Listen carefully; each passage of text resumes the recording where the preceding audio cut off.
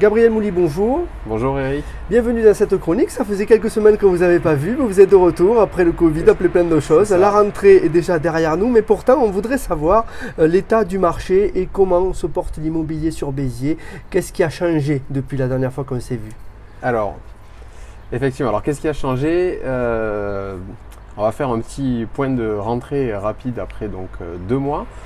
Donc ce qui a changé et ce qui n'a pas changé, c'est que les prix ont continué d'augmenter sur Béziers, comme c'est le cas déjà depuis 3 ans. Donc on a pris en moyenne sur toute la ville entre 5 et 7% par an depuis 3 ans. Donc là on atteint vraiment un maximum qu'on n'a jamais eu sur Béziers. On est au même niveau qu'après la crise des subprimes en 2008, on est quasiment revenu au même niveau de prix, donc les prix sont très élevés. L'inflation, les prix montent? Alors pas à cause de l'inflation, mais voilà, les prix ont monté avec une demande croissante. On est encore dans un marché où la demande est très déséquilibrée entre les vendeurs qui sont peu nombreux et les acquéreurs qui sont très nombreux et qui ont souvent du mal à trouver un bien qui leur correspond. Et pour la suite, justement, les experts sont partagés, mais dans l'ensemble, les prix devraient se stabiliser, puisque déjà, il y a eu une grosse inflation à la rentrée à la suite de la crise du Covid. Donc les acheteurs vont avoir un peu moins de pouvoir d'achat et ça va se ressentir sur leur capacité d'achat.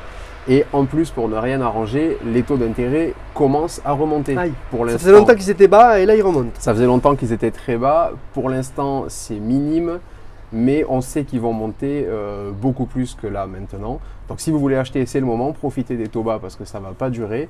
Mais par contre, forcément, qui dit remontée des taux, va dire baisse des prix de l'immobilier, puisque le pouvoir d'achat des gens ne va pas augmenter. S'ils payent plus cher en crédit, ils vont devoir acheter moins cher en capital.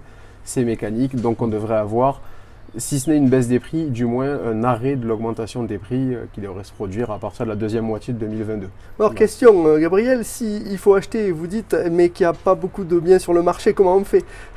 Ah voilà, c'est tout le problème que rencontrent les acheteurs actuellement. J'en ai beaucoup qui sont un petit peu désespérés, qui aimeraient déménager mais qui savent qu'ils vont rien trouver derrière, donc c'est un petit peu bloqué.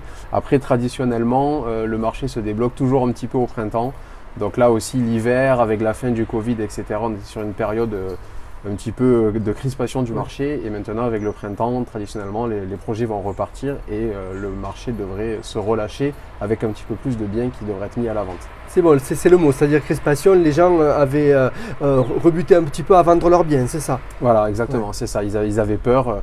Ils avaient peur justement à cause du Covid, qu'il y ait de nouveaux confinements et à ce moment-là de ne plus être propriétaire, etc. Donc là, avec la crainte du Covid qui commence un petit peu à s'estomper, on devrait avoir un marché qui se relâche d'ici quelques mois. Merci Gabriel. Juste 2 mots sur une nouvelle loi qui vient de passer. Oui, alors une nouvelle loi qui sera appliquée à partir d'avril sur les honoraires d'agence. Désormais, toutes les agences et tous les réseaux de mandataires devront présenter un barème d'honoraires unique.